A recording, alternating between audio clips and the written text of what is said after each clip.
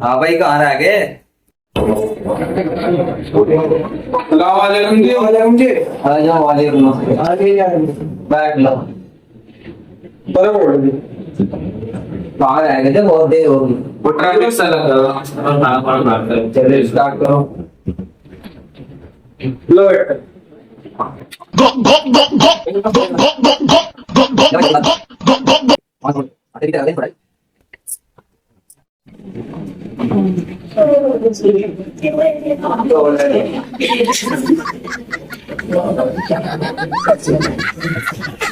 लो हाँ भाई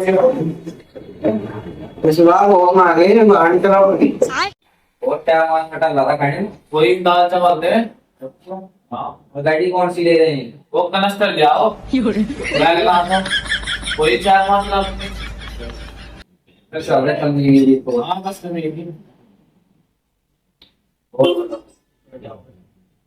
नहीं छोटी की छोटी बात होती है, भाई आ रहा है। पहले साल का अरे भाई दिन में ये क्या कब समझी बोल?